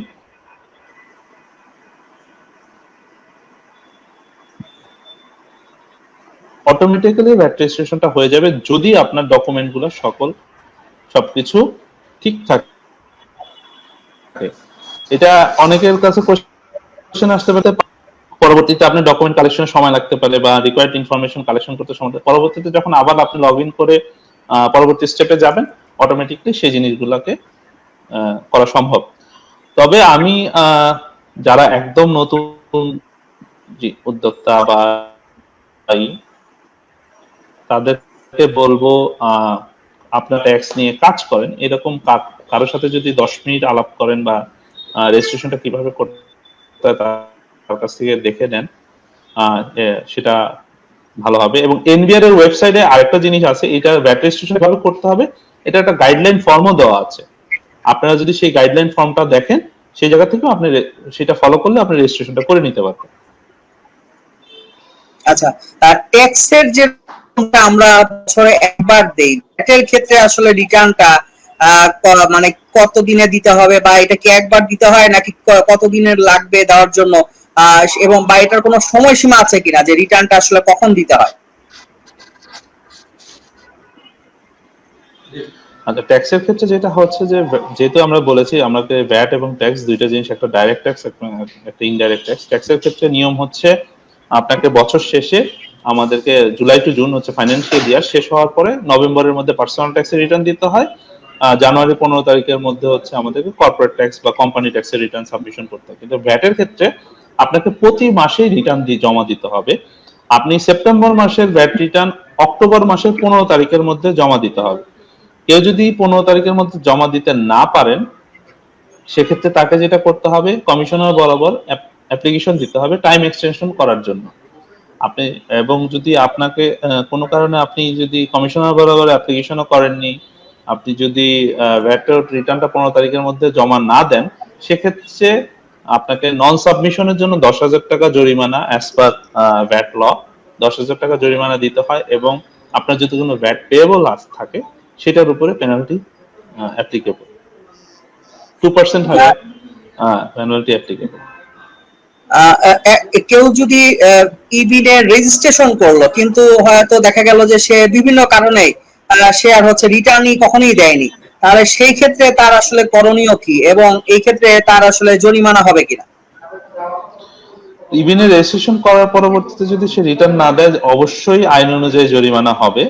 সেক্ষেত্রে তার যদি বিজনেস অ্যাক্টিভিটি না থাকে, তাহলে কোনো ভ্যাট পেয়েবলের উপরে কোনো ইন্টারেস্ট দিতে হবে না, বাট তাকে ওই 10,000 টাকা নন সাবমিশনের জন্য যে প্রতি মাসে, সেটা তাকে দিয়ে ভ্যাট রিটার্নটা সাবমিট করতে হবে। আচ্ছা, আমরা অনেক সময় জিরো রিটার্নের কথা শুনি, জিরো রিটার্নটা আসলে কি? জিরো রিটার্ন বলতে আসলে ভ্যাটে কোনো রিটার্ন নাই। অ্যাকচুয়ালি জিরো রিটার্ন বলতে এই জায়গায় যেটা বোঝাচ্ছে, অনেকে ভ্যাট রেজিস্ট্রেশন নিয়েছেন কিন্তু আপনার বিজনেস অ্যাক্টিভিটি শুরু হয়নি, সো আপনি যখন ভ্যাট রিটার্ন সাবমিশন করতে যাবেন, রিটার্ন ফর্মে দেখবেন যে আপনার ভ্যাটের পিরিয়ডটা যেহেতু 1 মাস, এই জায়গায় একটা প্রথম কলামেই আছে যে আপনার ইকোনমিক অ্যাক্টিভিটি লাস্ট ট্যাক্স পিরিয়ডে ছিল কিনা, মানে লাস্ট 1 মান্থে ছিল কিনা। যদি আপনার থাকে সেক্ষেত্রে হচ্ছে আপনার রিটার্নটা ওইভাবে ভ্যাট দিতে হবে বা পেয়েবল আসবে। যে আপনার কোনো ইকোনমিক অ্যাক্টিভিটি না থাকে তাহলে আপনার জন্য তো ভ্যাট অ্যাপ্লিকেবল না। এখন আপনি বলতে পারেন একটা প্রতিষ্ঠান ইকোনমিক অ্যাক্টিভিটি না থাকার পরেও তাকে কিছু ভ্যাট আসতে পারে, কারণ হচ্ছে আমরা জানি অফিসের যে ভাড়া বা ওয়্যার হাউসের যে ভাড়া সেটার উপরে ভ্যাট অ্যাপ্লিকেবল। আপনার যদি ইকোনমিক অ্যাক্টিভিটি নাও থাকে, আপনি যখন অফিস ভাড়া নিয়েছেন সেটার উপরে যে ভ্যাটটা আছে সেটা দিয়ে আপনাকে রিটার্নটা জমা দিতে হবে। আপনার ইকোনমিক অ্যাক্টিভিটি নাই কিন্তু আপনাকে ভ্যাট রিটার্ন অবশ্যই জমা দিতে হবে। আচ্ছা, এটাকে অনেকে শূন্য রিটার্ন বলে, অনেকে বলে কিন্তু কোম্পানির ক্ষেত্রে আমাদের আলাদাভাবে কোনো বিন রেজিস্ট্রেশন করতে হবে কিনা, বা এটা কোম্পানির ক্ষেত্রে রিটার্ন জমা দেওয়ার পদ্ধতি কি? সব ভ্যাট রেজিস্ট্রেশন করা এবং রিটার্ন জমা দেওয়ার পদ্ধতি সকলের জন্যই এক। আপনার অনলাইনে ভ্যাট রিটার্ন সাবমিশন করা was mandatory as per the act. অনেকেই আমরা এখনো করি না, এখনো ভ্যাট অফিসে যে ম্যানুয়ালি দিচ্ছি, কিন্তু আমরা জানি না এটা কি হবে, কারণ হচ্ছে আপনার যারা অনলাইনে দিচ্ছেন না তাদের এই রিটার্নটা ডিউ হয়ে থাকতেছে। হয়তোবা এটা পরবর্তীতে গভর্নমেন্ট একটা ছাড় দিতেও পারে, সেটা আমরা জানি না এখনো। আর কোম্পানি ব্যক্তি যেই ভ্যাট রেজিস্ট্রেশন নিবেন, ভ্যাট রিটার্ন জমা দেওয়ার পদ্ধতি সকলের জন্য এক। আপনাকে আপনার সেলস, পারচেজ, আপনার আদার যে ইনফরমেশন গুলো আছে সেগুলোর উপর বেসিস করে আপনার ভ্যাট রিটার্নটা প্রিপারেশন করতে হবে এবং সেই অনুযায়ী আপনার প্রতি মাসে ভ্যাট দিতে হবে। একজন ব্যক্তিগতভাবে যে প্রপার্টরশিপ বিজনেস করে তার রিটার্নে হয়তোবা সব আইটেম থাকবে না, মানে সব ধরনের ইকোনমিক অ্যাক্টিভিটি থাকবে না, কিন্তু একটা কোম্পানির ক্ষেত্রে ইকোনমিক অ্যাক্টিভিটির পরিমাণ বেশি হয়, তার জন্য কমপ্লায়েন্সটা একটু বেশি, কিন্তু রিটার্ন জমা দেওয়ার প্রসেস একই এবং সকলের জন্য রিটার্ন ফর্মও একই। আমাদের যদি আমরা রেজিস্ট্রেশনটি ইবিন রেজিস্ট্রেশন হয়তো একটি ঠিকানায় নেওয়া হয়েছে, কিন্তু পরবর্তীতে ব্যবসা প্রতিষ্ঠানের ঠিকানা পরিবর্তন হয়েছে, সেই ক্ষেত্রে আসলে করণীয় কি হবে? আপনার যখনই ভ্যাট অনলাইনে আপনি রেজিস্ট্রেশন করার পরবর্তীতে আপনাকে যে ইউজার নেম পাসওয়ার্ড প্রদান করা হবে। আপনি যে কোনো সময় যখন আপনার রেজিস্ট্রেশন বা যে কোনো ইনফরমেশনই পরিবর্তন হইতে পারে, এডিশন হইতে পারে, ডিলিট হইতে পারে, আপনি অ্যামেন্ডমেন্ট অপশনে গিয়ে আপনার রেজিস্ট্রেশনের অ্যাড্রেস বা আদার ইনফরমেশন কেউ যদি চেঞ্জ করতে চান বা আপডেট করতে চান, সেই জিনিসটা আপডেট করে আপনারা সাবমিট করবেন। সাবমিট করলে অথরিটি এটাকে রিভিউ করে অ্যাপ্রুভ করে দিলে অটোমেটিক আপনার রেজিস্ট্রেশন অ্যাড্রেসগুলো আপডেট হয়ে যাবে।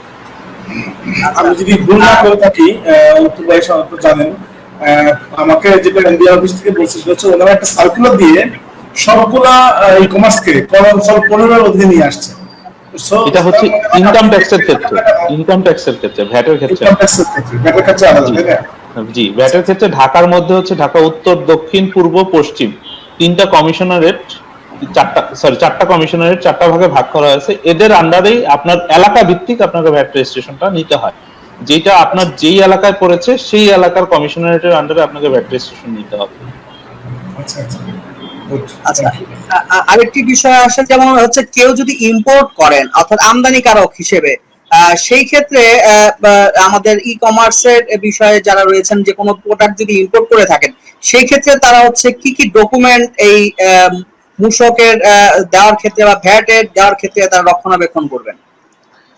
আপনারা যখন ইম্পোর্ট করেন, সব যারা ইম্পোর্ট করতেছেন বা ট্রেডিং, এই ইম্পোর্ট এক্সপোর্ট বিজনেসের সাথে আপনারা যারা সকলেই পরিচিত, প্রয়োজনীয় ডকুমেন্টগুলোর মধ্যে হচ্ছে আপনাকে বিল অফ এন্ট্রি, অ্যাসেসমেন্ট নোটিশ, এবং আপনার এলসির মাধ্যমে ইম্পোর্ট করলেন বা টিটির মাধ্যমে যদি পেমেন্ট করে থাকেন, সেই টিটি বা এলসি ডকুমেন্ট আপনি প্রিজার্ভ করবেন। That will serve as your VAT tax documentation. কোন প্রতিষ্ঠান যদি ই কমার্স ব্যবসা করছে এবং সেটি যদি তার নিজের স্থাপনা না হয়, কারণ আমরা অনেক সময় দেখি যে বড় বড় যেসব আমাদের ই কমার্সের বিজনেস প্রতিষ্ঠান আছে, তারা হয়তো তাদের ওয়্যার হাউস একটা জায়গাতে থাকে, তারপর হচ্ছে অফিসে হয়তো একাধিক হতে পারে। সেই সমস্ত ক্ষেত্রে স্থান এবং স্থাপনার ভাড়ার ক্ষেত্রে কোন প্রকারের ভ্যাট কর্তন করতে হবে কিনা? ভাড়ার ক্ষেত্রে ভ্যাট আসলে কর্তন করার বিষয় নাই। ভাড়ার ক্ষেত্রে নিয়মটা হচ্ছে আপনি যে স্থান এবং স্থাপনা ভাড়া নিয়েছেন, আপনার দায়িত্ব ভ্যাটটা আপনি এটার উপরে 15% হারে ভ্যাট ক্যালকুলেট করে প্রতি মাসে মাসের ভ্যাট মাসে জমা দিয়ে দিবেন এবং সেটা আপনাকে ভ্যাট রিটার্নে শো করতে হবে যে অফিস স্থান স্থাপনার ভাড়া বাবদ আপনার ভ্যাট এত টাকা, সেটা হচ্ছে ভ্যাট রিটার্নে আপনাকে শো করতে হবে। সো এই জায়গায় আসলে ভ্যাট কাটার কোনো বিষয় নাই, কারণ যেহেতু আপনি স্থান স্থাপনাটা ইউজ করতেছেন, কোম্পানি বা যে ব্যক্তি বা প্রতিষ্ঠান, সো সে তার উপরে দায়িত্ব বর্তায় এই ভ্যাটটা সে পরিশোধ করবে। ইনকাম ট্যাক্সের ক্ষেত্রে এই জায়গায় ভ্যাট ট্যাক্স কাটার ব্যাপার আছে, কিন্তু ভ্যাটের ক্ষেত্রে হচ্ছে আপনাকে নিজের থেকে ভ্যাটটা দিয়ে দিতে হবে, কারণ এটা আপনার রেসপন্সিবিলিটি। আচ্ছা, কিন্তু যদি যার কাছ থেকে ফান্ডটি ভাড়া নেওয়া হয়েছে তিনি যদি হচ্ছে এটি ভাড়ার সাথে সংগ্রহ করে থাকেন, তাহলে আসলে সেই ক্ষেত্রে কি হবে?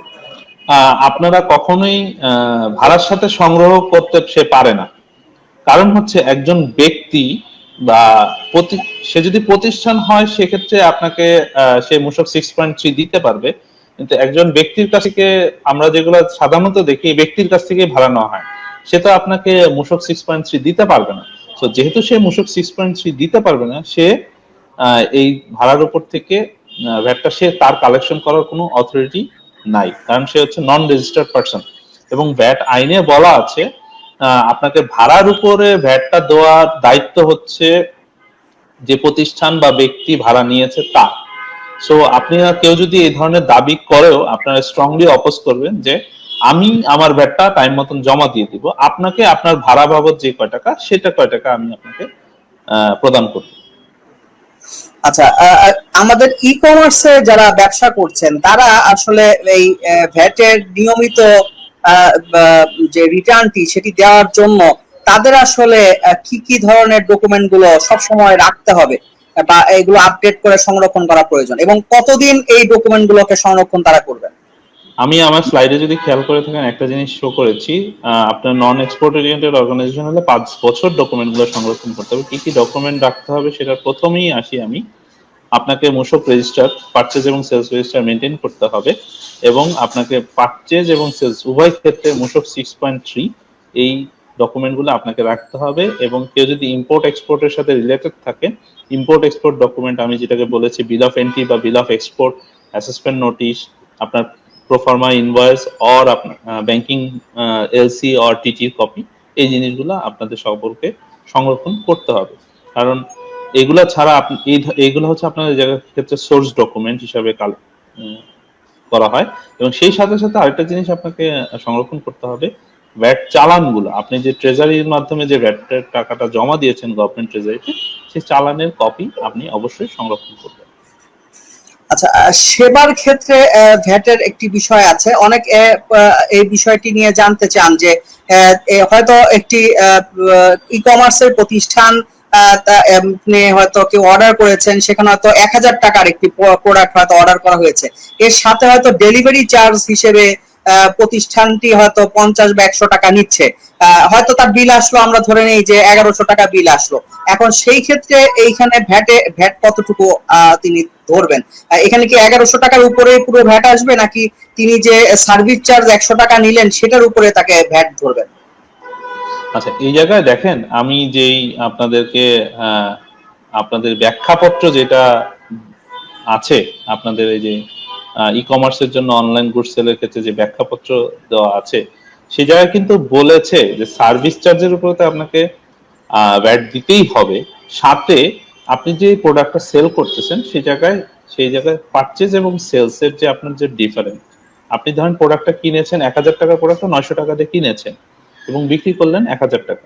সো আপনার এই জায়গায় আপনার প্রফিট বা ভ্যালু এডিশন হচ্ছে 100 টাকা। সেই 100 টাকার উপরে ভ্যাট দিবেন, এবং সাথে আপনার যদি কোনো ডেলিভারি চার্জ বা আদার কোনো চার্জ বা সার্ভিস চার্জ নিয়ে থাকেন, সেটার উপরে আপনাকে ভ্যাটটা দিতে হবে। হবে। আমরা দর্শকদের আরো কিছু প্রশ্নে যাই।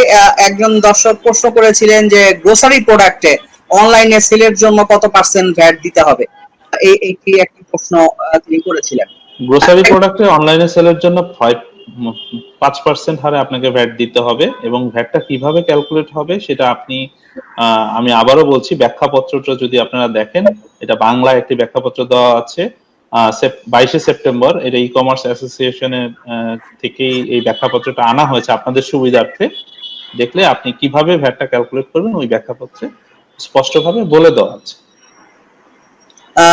আমাদের আরেকজন দর্শক প্রশ্ন করেছেন যে ডেইরি প্রোডাক্টের ক্ষেত্রে অনলাইনে বিক্রির ক্ষেত্রে কি ভ্যাট দিতে হবে কিনা। শাহরিয়ার ভাই, অনলাইনে বিক্রি যারাই করবেন সবাইকেই ভ্যাট দিতে হবে 5% হারে। এটা আপনি যে ধরনের প্রোডাক্টই বিক্রি করেন না কেন, এটা হচ্ছে একটা কমন কোশ্চেন, অনেক জায়গা থেকে আসবে, বিভিন্ন প্রোডাক্ট টাইপের মধ্যে আসে, কিন্তু এই জায়গায় বলা হয়েছে অনলাইনে পণ্য বিক্রয় যেহেতু ভ্যাটেবল, সো আপনি যে ধরনের প্রোডাক্টই বিক্রি করেন না কেন অনলাইনে, আপনাকে সেটার উপরে ভ্যাট দিতে হবে 5% হারে। 5% আগে। আমাদের আরেকজন দর্শক প্রশ্ন করেছেন যে বাইরে থেকে আমদানি পণ্য ইলেকট্রিক বা গ্যাজেট রিসেল করতে কি ভ্যাট বাধ্যতামূলক? যদি ভ্যাট দিতে হয় সেটা কত শতাংশ? আর অনলাইনে ভ্যাট কিভাবে প্রদান করতে হয়, বিক্রির হিসাব কিভাবে দিতে হয় জানাবেন প্লিজ।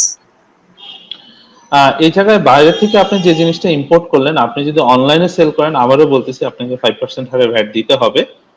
আপনাকে বিক্রির পদ্ধতিটা হচ্ছে, আপনি যখন পারচেস করবেন তখন আপনার পারচেস রেজিস্টার, দ্যাট ইজ মূসক 6.1 এ আপনি লিপিবদ্ধ করবেন। যখন সেল করবেন তখন হচ্ছে আপনার সেলস রেজিস্টার 6.2 তে লিপিবদ্ধ করবেন। আর এই ক্ষেত্রে যদি কেউ ট্রেডিং বিজনেস করেন, তার জন্য 7.5% হারে ভ্যাট অ্যাপ্লিকেবল। সো আপনি দুইটা বিজনেস একসাথে করতে পারবেন না তা না, ভ্যাট আইনে আপনাকে দুইটা বিজনেস করার সুযোগ দেওয়া হয়েছে। আপনি যদি ট্রেডিং বা সরবরাহ বিজনেসে জড়িত থাকেন, সেটা আলাদাভাবে করতে পারবেন, আবার ই কমার্সে বা অনলাইন সেলস এর মাধ্যমে করতে পারবেন। তবে আপনাকে যেটা করতে হবে, আপনি যখন ভ্যাট রেজিস্ট্রেশনটা নেবেন, অবশ্যই আপনাকে দুইটা বিজনেস নেচার আপনাকে সিলেক্ট করতে হবে। আদারওয়াইজ আপনি যখন এই জিনিসটা ইনক্লুড করবেন, অনেকে বলতে পারেন যে আমি প্রথমে চিন্তা করিনি, পরবর্তীতে করলাম। হ্যাঁ, আপনি সংযোজন বা বিয়োজন যে কোনো কিছু করতে পারবেন। ভ্যাট রেজিস্ট্রেশন অনলাইনে যে আপনার আইটেম ইনক্লুশন বা এক্সক্লুশন আপনি করে তারপর বিজনেসটা করাটা উত্তম। আচ্ছা, আমাদের আরেকজন দর্শক প্রশ্ন করেছেন অ্যাডভার্টাইজমেন্টের উপরে যে ভ্যাট দিচ্ছি ট্রেজারি চালানের মাধ্যমে, পরবর্তীতে কি সেই ভেন্ডরের জন্য 6.6 করতে হবে? আপনি যে ভ্যাট দিচ্ছেন বলতে, আপনি যদি ভেন্ডর আপনাকে 6.3 দেয়, আপনি ভ্যাটটা যদি কেটে রাখেন, অবশ্যই আপনাকে 6.6 দিতে হবে। কারণ আছে আপনার দায়িত্ব হিসাবে আপনি পালন করেছেন, ভ্যাটটা কেটে রেখেছেন, এবং ভেন্ডর যদি আপনি 6.6 না দেন, তাহলে ওই ভেন্ডর এই ভ্যাটটাকে তার যে রিটার্ন সেই জায়গায় শো করতে পারবে না, বা এবং রিবেটও নিতে পারবে না। সো 6.6 দেওয়াটা বাধ্যতামূলক। আপনি ট্রেজারি জমা দেওয়ার 3 দিনের মধ্যে আপনি তাকে 6.6 ইস্যু করতে হবে। আচ্ছা, আমরা আরো কিছু প্রশ্ন পেয়েছি। একজন অনেক একটি বড় আকারের কোশ্চেন করেছেন। এখানে তিনি কোশ্চেন করেছেন যে একটি প্রবলেম তিনি বলেছেন। এখানে আমরা দেখছি e commerce site like Daraz, Ajker Deal, Evaly others deliver the products to ultimate consumers and receive payment from them on behalf of the merchants. From their payments, e-commerce site company refund the payment to merchant after deducting their settled commission. So here e-commerce company getting revenue from merchant. Question: as per government rule, we have to issue Mushok 6.3 in favor of the sale amount to consumer, but from that sale e-commerce company receives commission from merchant, not from ultimate consumer. If e-commerce company issue Mushok 6.3 to ultimate consumer, then how can they again issue Mushok 6.3 in favor of merchant, as merchant are giving commission? So how which favor we will issue Mushok 6.3? Looking forward to your valuable opinion. আপনাকে এই জায়গায় আমি যদি সাধারণভাবে বলি, আপনি এই জায়গায় দুইটা প্রবলেম বলেছেন। আপনারা হচ্ছে মার্চেন্টের কাছ থেকে যে প্রোডাক্টটা পারচেস করতেছেন, সেই জায়গায় আপনি ডিসকাউন্ট বা কমিশন পাচ্ছেন, that is a trade discount, that is has a different treatment in the VAT act and ল।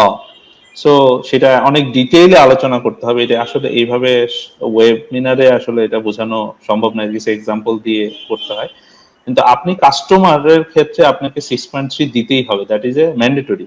আপনি যেটা এটা মূসক চালানেই দিতে হবে, আমি আগেই বলেছি। আপনারা এটাকে নিজস্ব সফটওয়্যারে জেনারেটেড 6.3ও দিতে পারেন, অথবা আপনারা মূসক চালান হিসেবে দিতে পারেন। আপনারা যেই এই জায়গায় কথা আসতেছে যে আমরা তার কাছ থেকে কমিশন পাচ্ছি, সেই জায়গায় আমি কিভাবে 6.3 দিব? আপনি যে জায়গা থেকে পারচেজের ক্ষেত্রে কমিশন পাচ্ছেন, that is a trade discount.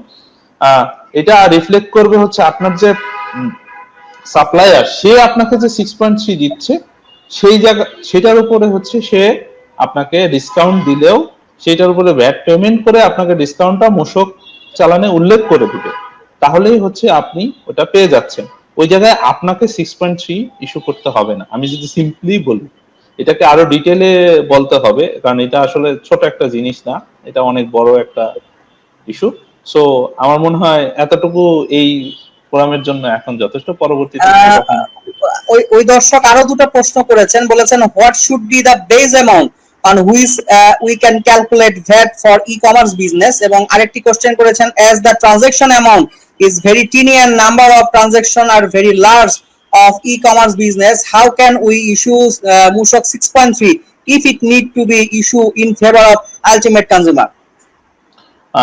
Last কোশ্চেনটা আমি আগে অ্যান্সার দিই। আপনারা যেহেতু ই কমার্সে সবাই অটোমেটেড ভাবে সেলস অর্ডার জেনারেট করতেছেন, অর্ডার রিসিভ করতেছেন, এবং আপনার ইনভয়েসিংটা অটোমেটেড ভাবে হয়, আপনারা সবাই যেটা করতে পারেন খুব ইজিলি মূসক 6.3টার অটোমেটেড ভার্সনটা তৈরি করে নিতে পারেন, যেটার ইনফরমেশন গুলো আপনাদের ডেটাবেস থেকে কালেকশন করে অটোমেটিক আপনার যে সেলস ইনভয়েসটা কাস্টমারকে পাঠাচ্ছেন সেটাকে একটু মডিফাই করে আপনারা 6.3 করে নিতে পারেন। এটা অনেক জায়গায় দেখবেন, আপনি যদি আগোরা বা স্বপ্নতে বাজার করতে যান, দেখবেন যে তারা যে মূসকটা দিচ্ছে, বিলটা দিচ্ছে আপনাকে, দ্যাট ইজ এ মূসক 6.3, তারা কিন্তু এটা ওইভাবে ডিজাইন করে নিয়েছে। তো এই জায়গায় আসলে একটা ডিজাইন করে নেওয়ার বিষয়। আর একটা ব্যাপার হচ্ছে আপনার নাম্বার অফ ট্রানজাকশন অনেক, আসলে এই জিনিসটা ভ্যাট অথরিটি আসলে কনসিডারেশন করবে না বা এনবিআর কনসিডারেশন করবে না, এটা আপনাকে অটোমেটেড ওয়েতেই ম্যানেজ করতে হবে। আচ্ছা, আমাদের আরেকজন দর্শক বলেছেন যে ই কমার্স ব্যবসায় রেয়াত গ্রহণ করার কোনো সুযোগ আছে কিনা? আপনি যদি, আমি আমার আলোচনার প্রথমেই বলেছি, আপনার ভ্যাট রেট থার্ড শিডিউল অনুযায়ী 5% ই কমার্স বিজনেসে, আপনি যদি 5% হারে ভ্যাট দিতে চান, আপনার জন্য রেয়াত গ্রহণ করার কোনো সুযোগ নেই। আপনি ইচ্ছা করলে 15% হারে ভ্যাট দিতে পারবেন। আপনি যখন 15% হারে ভ্যাট দিবেন, তখনই আপনাকে রেয়াত নিতে এনবিআর অ্যালাউ করবে বা ভ্যাট অ্যাক্ট আপনাকে অ্যালাউ করতেছে। তো আপনি যদি রেয়াত নিতে চান, অবশ্যই আপনাকে 15% হারে ভ্যাট দিতে হবে। একজন দর্শক বলছেন ই ট্রেড লাইসেন্স কিভাবে পাওয়া যাবে? দর্শক, আমরা আসলে আজকে আলোচনা করছিলাম, কিন্তু আমরা আসলে ট্রেড লাইসেন্স নিয়ে আজকে আলোচনাটি হয়। তবে আপনার জানার সুবিধা বলে দিতে চাই যে আসলে ই ট্রেড লাইসেন্সটি এখনো সম্পূর্ণভাবে বাস্তবায়ন পুরোপুরি হয়নি। কিছু কিছু ক্ষেত্রে আমাদের কয়েকটি সিটি কর্পোরেশনের কার্যক্রম চলছে। আপনি সেখানে সার্চ করলেই ই ট্রেড লাইসেন্স লিখে আপনি সেই লিংকে চলে যেতে পারবেন এবং আবেদন করার সুযোগ আপনার আছে।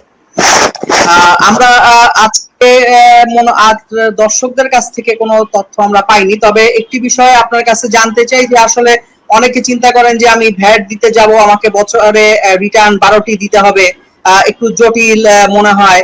তো আসলে আমরা ঠিক কোন কোন বিষয়গুলো একটু যদি খেয়াল রাখি আমাদের, তাহলে সেই ক্ষেত্রে আমরা জটিলতা এড়িয়ে খুব সহজভাবে আমরা আমাদের এই ভ্যাটের কার্যক্রমগুলো দিতে পারবো। আপনি এই ব্যাপারে যদি আমাদের দর্শকদের একটু পরামর্শ দেন। আমাদের আমরা যারা ব্যবসা করতে আসছি, আমাদের সবাইকে আমাদের আমি কি বিজনেস করতেছি, পারচেজ এবং সেলস, এই হিসাবটা রাখতে হয়। বিজনেসের প্রয়োজনে আপনার লাভ লোকসানের হিসাব সবাই করে।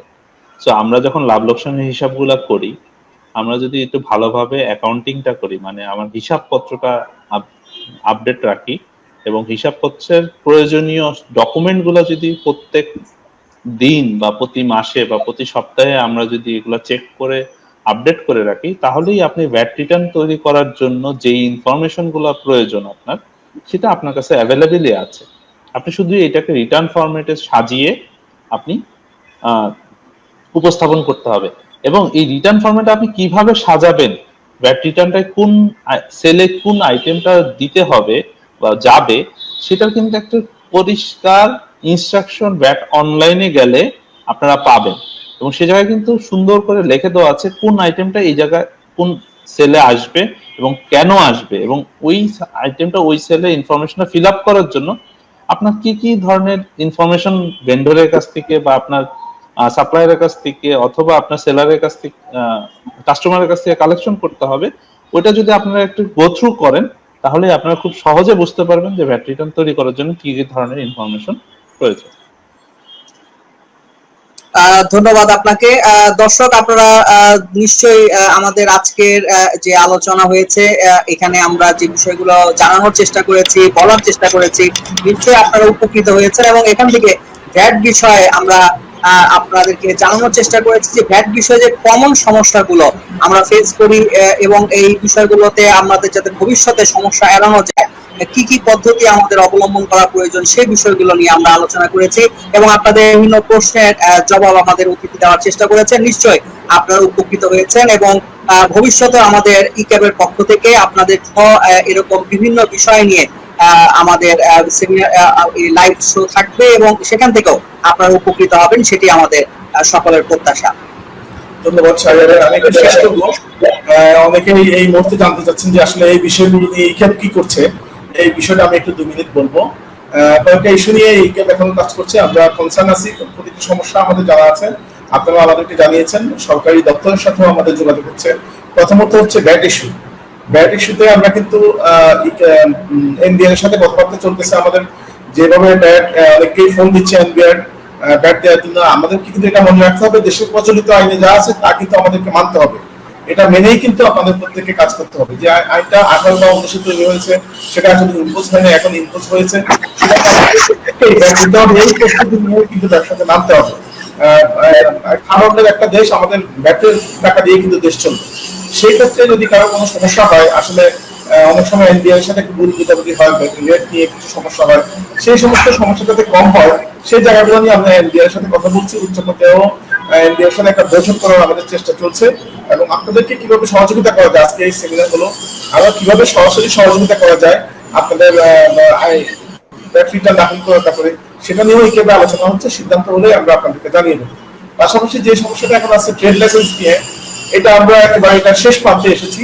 আমাদের সাথে এলজিইডির সাথে একটা আলোচনা হয়েছে এবং তারা নীতিগতভাবে সিদ্ধান্ত নিয়েছে যে খুব শীঘ্রই সিটি কর্পোরেশনে ই কমার্স ক্যাটাগরিতে যুক্ত হবে। এবং এখন আপনার আমাদের সাথে যে জায়গায় আটকে ছিল হচ্ছে এটা হচ্ছে ফিস। তারা যে ফিসটা চাচ্ছে, আমরা আরো অনেক কম ফিস দেওয়ার জন্য প্রস্তাব করেছি। তো সুতরাং তাদের সাথে আমরা আলোচনার মাধ্যমে আমরা হয়তো এই ফিসটাও সেটেল হয়ে যাবে এবং আপনারা হয়তো শীঘ্রই ই কমার্স দেখতে পারবেন। তো এই বিষয়গুলোতে আমরা কাজ করছি। তাও আপনাদের কোনো পরামর্শ, যে কোনো বিষয় আপনারা এইভাবে জানাতে পারেন। আমরা ভবিষ্যতে এইসব বিষয়ে আরো আলোচনা প্রয়োজন হলে আলোচনা করবো। কোনো সরকারি দপ্তরের সাথে আলোচনা প্রয়োজন হলে, কোথাও কোনো চিঠিপত্র দেওয়ার দরকার হলে, কোথাও কোনো প্রস্তাব দেওয়ার দরকার হলে, কারোর সাথে কোনো সেমিনার প্রয়োজন হলে সেগুলো আমরা আয়োজন করবো। আশা করি আপনারা এইসব ব্যাপারে আমাদেরকে সহযোগিতা করবেন। আজকের ওই মিলনে সময় দেওয়ার জন্য আমি মেজর মাস্টার এই অন্তু ভাইকে ইকেমের পক্ষ থেকে, আমার ব্যক্তিগত পক্ষ থেকে অনেক ধন্যবাদ জানাচ্ছি। ধন্যবাদ জানাচ্ছি আমাদের খন্দকার হাসান শাহরিয়ার ভাইকে। আপনারা আমি জানি দুজনেই খুব ব্যস্ত মানুষ, আপনাদের মূল্যবান সময় দিয়েছেন ইকেমের মেম্বারদের জন্য। আশা করি আমরা ভবিষ্যতে একসাথে আরো অনেক ভালো কাজ করতে পারবো। সবাইকে ধন্যবাদ। ধন্যবাদ সবাইকে, হাসারিয়ার ভাই ধন্যবাদ এবং শ্রোতাদেরকে ধন্যবাদ। ধন্যবাদ। এবং দর্শক আপনারা আপনাদের ব্যবসায়িক প্রয়োজনে কোনো সমস্যা বা কোনো পরামর্শ প্রয়োজন হলে ইক্যাবের সাথে যোগাযোগ করবেন। আমরা সার্বিকভাবে চেষ্টা করবো আপনাদেরকে সব রকমের সহায়তা দেওয়ার জন্য। সবাই ভালো থাকুন, সুস্থ থাকুন, নিরাপদে থাকুন। আল্লাহ হাফেজ। আল্লাহ হাফেজ। আসসালামু আলাইকুম।